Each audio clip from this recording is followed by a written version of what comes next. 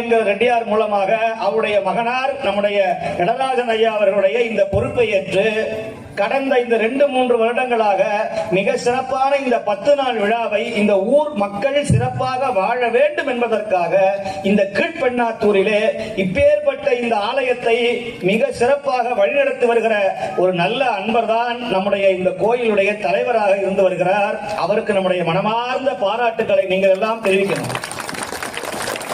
சரி, என்னதான் கோயிலை கட்டினாலும் அந்த கோயிலுக்கு குருநாதர் ஒண்ணு இருக்கணுமா இல்லையா?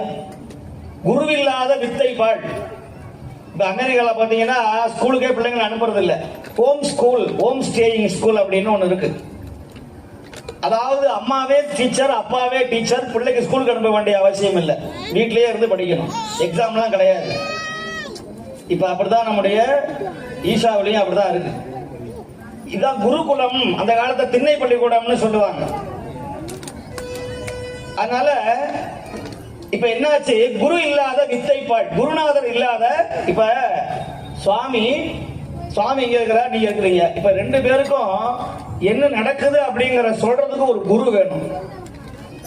அந்த குருநாதர் தான் நம்முடைய செஞ்சியை சார்ந்திருக்கிற நம்முடைய ஆகம பிரவீனா செந்தமிழ் அந்தனர், நமக்கெல்லாம் வழிகாட்டியாக இருக்கிற, நமக்கெல்லாம் ஒரு குருவாக இருக்கிற இந்த ஆலயத்தினுடைய தலைமை குரு.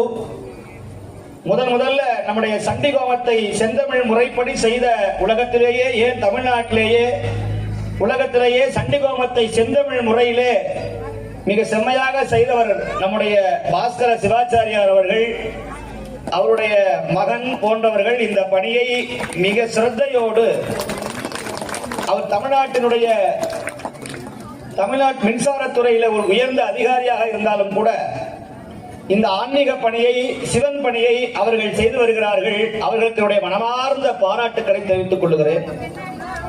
அதுபோல எந்த விழாவாக இருந்தாலும் நம்முடைய பாண்டிச்சேரிக்கு அருகாமையில் இருக்கிற ஒரு புண்ணிய தலம் மங்களமா மூதூர் திருமங்கலம். மங்களம்னாவே கல்யாணம்.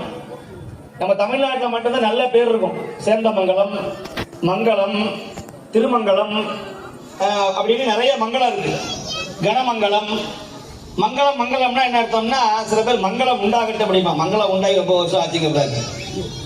மங்களம் அப்படின்னா, மங்களம் என்பது மனைமாட்சி, மங்களம் என்பது நன்மக்கள் பேரு என்று சொல்லுவார். மங்களம்னா நல்ல மகிழ்ச்சியான இடத்துக்கு பேரு மங்களம்னு பேரு. பெண்கள்லாம் எப்படி இருந்தா மங்களகலமா இருக்கான்னு சொல்லுவோம். அதுக்கு முன்னாடி ஆவணா போட்டா அதுக்கு என்ன பேரு?